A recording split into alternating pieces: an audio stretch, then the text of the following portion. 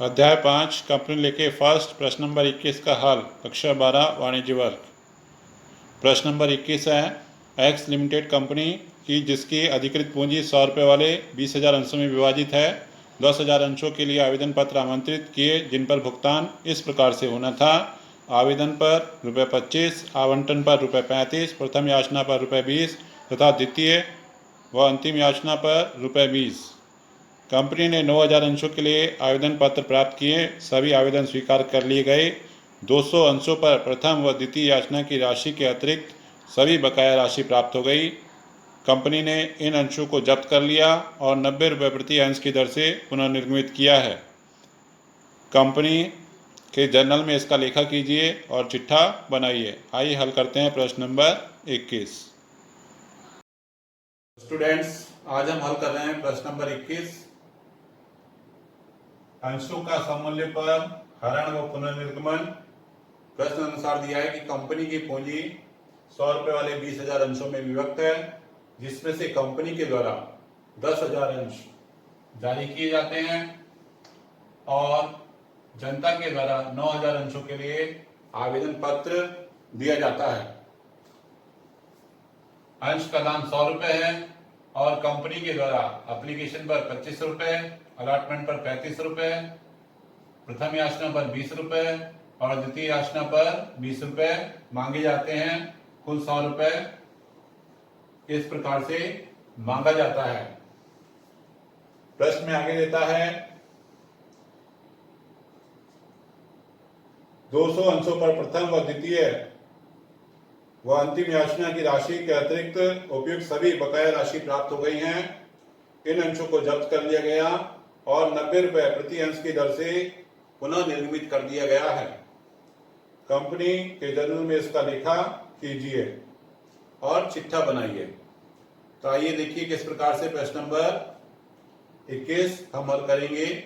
बनाते हैं इसका जर्नल।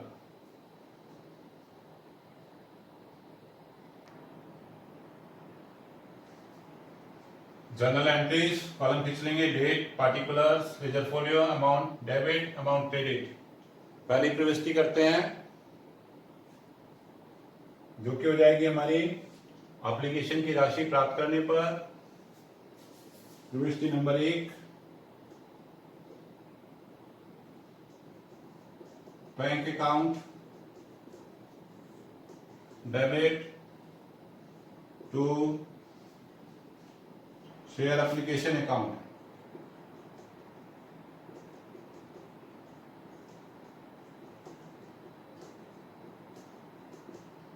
नोटेशन जाएगा bank share application money received. 9,000 अंश है। कंपनी मांग रही है 25 रुपये, गुणा कर लेंगे। 0 0 0 जाएगा, 25 नामा 225, 2,25,000। तो इस प्रकार से राशि हो जाएगी हमारी 2,25,000, 2,25,000। और उसके पश्चात इस राशि को पूंजी खाते में हस्तांतरित करेंगे। उसके लिए प्रविष्टि बनाएंगे। Number 2, share application account debit to share capital account. Narration जाएगा bank share application money transfer to share capital account. Amount same होगी 2,25,000, 2,25,000। उसके पश्चात तीसरी प्रविष्टि अलॉटमेंट ड्यू होगा। सेम एंट्री बनेगी, एप्लीकेशन की जगह हटा के अलॉटमेंट लिखेंगे, share allotment account debit to share capital account. Narration जाएगा being share allotment money due.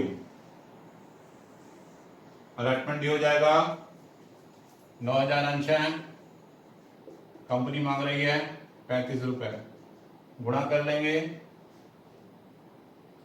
0,0,0, 9×5 = 45 का 5, असर लग जाएगा 4, 9 × 27 और 4 = 31, 3,15,000 से हो जाएगा। 3,15,000 से अलॉटमेंट ड्यू हो जाएगा, 3,15,000 से। उसके पश्चात चौथी प्रविष्टि में आवंटन की राशि प्राप्त कर लेंगे। Bank account debit to share allotment account being share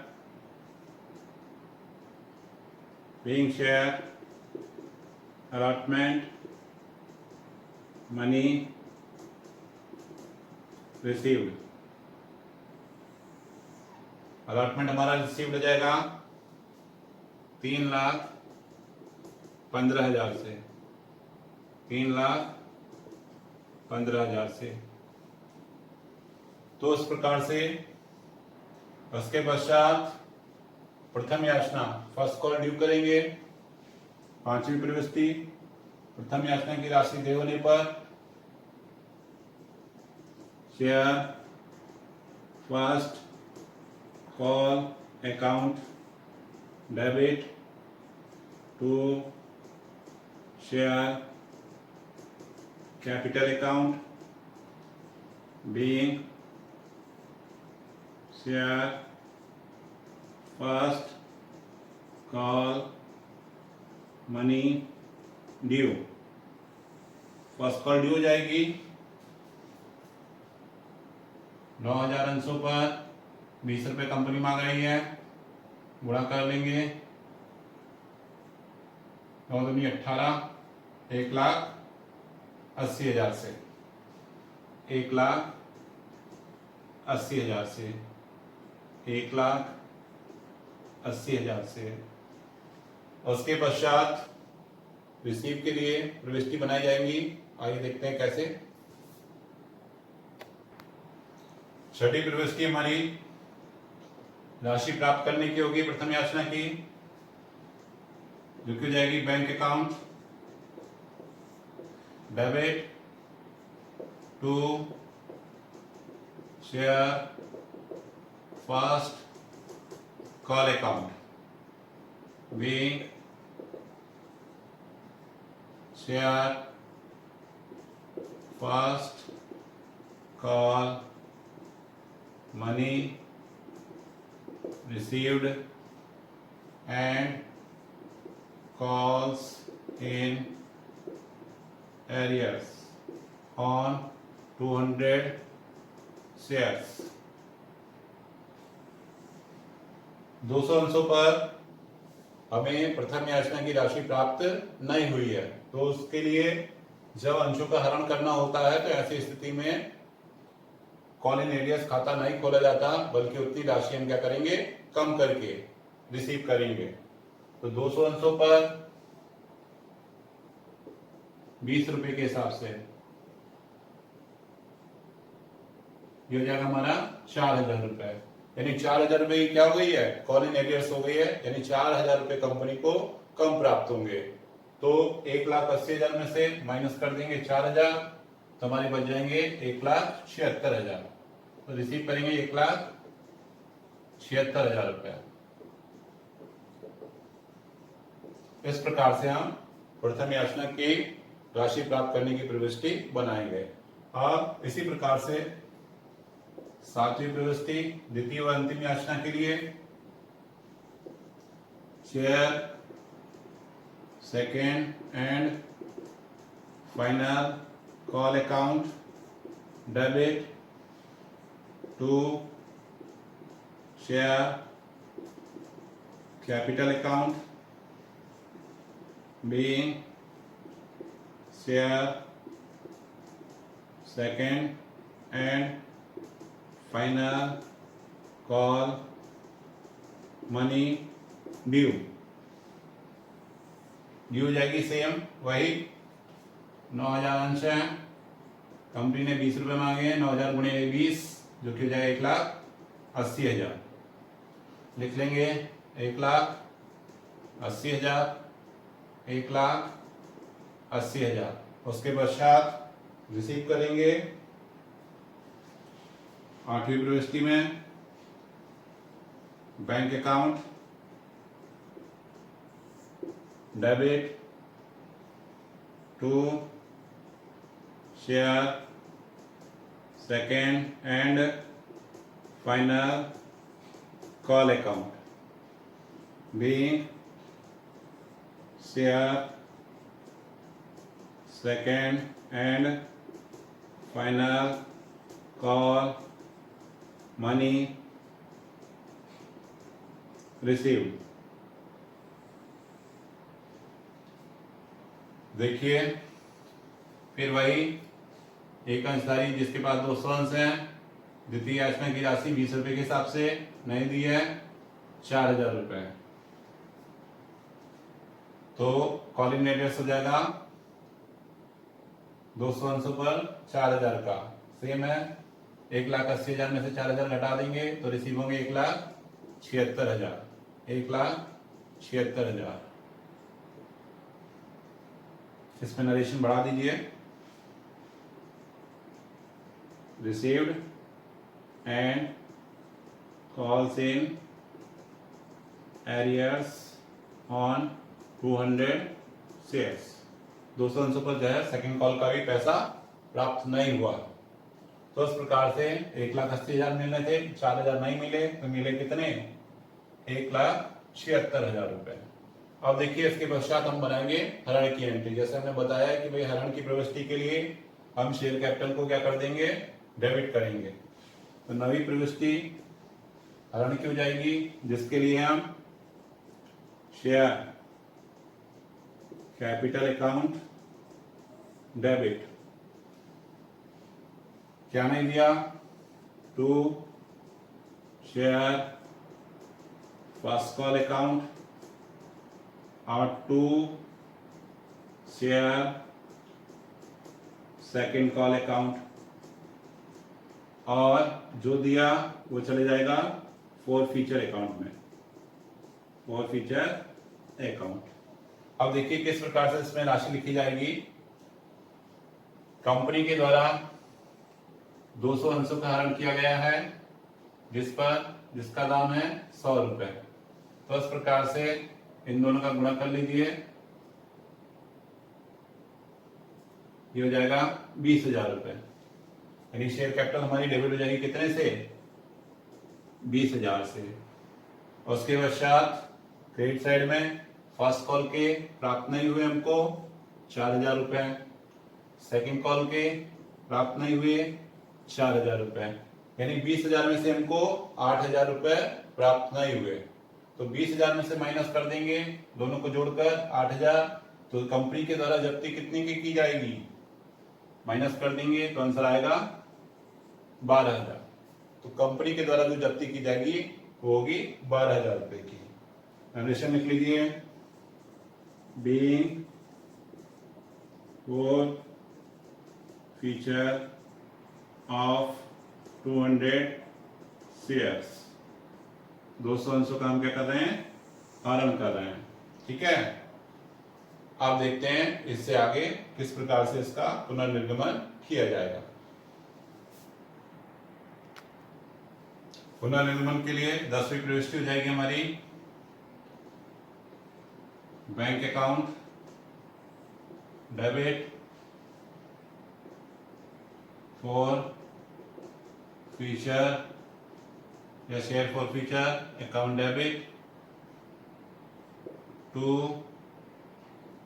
share capital account.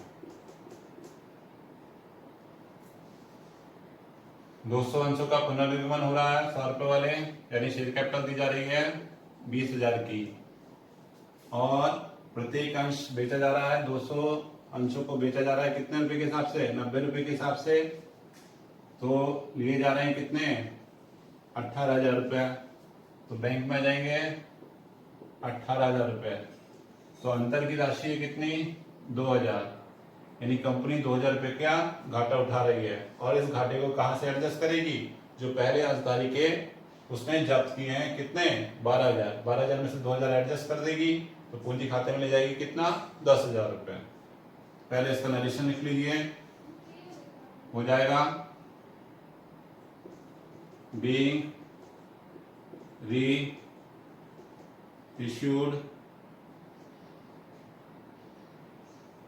reissued of 200 shares at the ₹90 per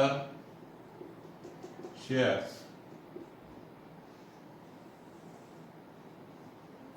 अब इसके पश्चात 11वीं प्रविष्टि शेष राशि को कैपिटल रिजर्व अकाउंट में हस्तांतरित करेंगे।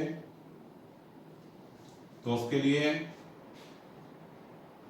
Share forfeiture account debit to capital reserve account, जगह being amount transfer to capital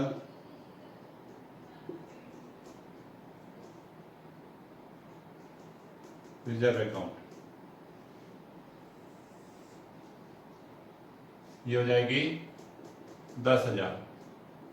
पहले अंशधारी के हमने जब्त करे 12,000, पुनर्निर्गमन पर शेयर फॉर फ्यूचर अकाउंट को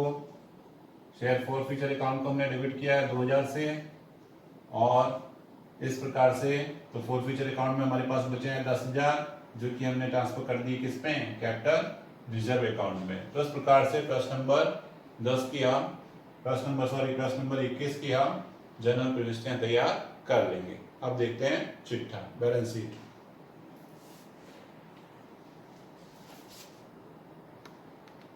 sheet of X limited as on particulars हो जाएगा हमारा, note number, amount, first heading equity and liabilities,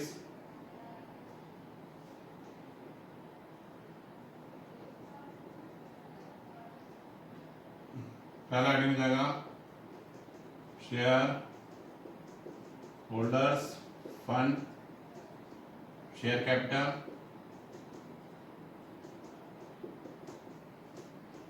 share capital है हमारी 9 लाख की, नोट नंबर 1 ले लेंगे।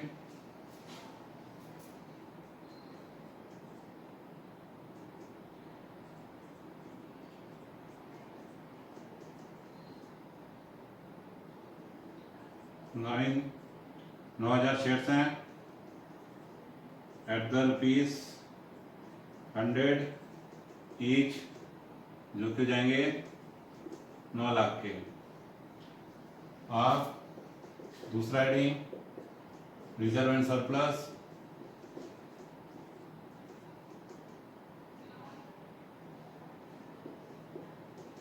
सरप्लस, इसमें फोर फीचर का आ जाएगा कैपिटल रिजर्व, जो फोर फीचर का हमने कैपिटल रिजर्व में डाला है 10,000 रुपये, टोटल हो जाएगा हमारा 9,10,000 रुपये। उसके पश्चात दूसरा हेडिंग एसेट्स में पहला हेडिंग हो जाएगा हमारा नॉन करंट एसेट्स, दूसरा हेडिंग हो जाएगा करंट एसेट्स, और इसमें हेडिंग हो जाएगा कैश एट बैंक, जो कि हो जाएगा 9,10,000 रुपये। टोटल कर लेंगे 9,10,000 रुपये। टोटल नोट नंबर 2 हो जाएगा हमारा कैपिटल रिजर्व, जो कि है 10,000 का। टोटल 9,10,000 का। तो इस प्रकार से स्टूडेंट्स प्रश्न नंबर 21 हमने हल किया है, जिसमें सममूल्य पर निर्मित अंशों का हरण आपको बताया गया। धन्यवाद।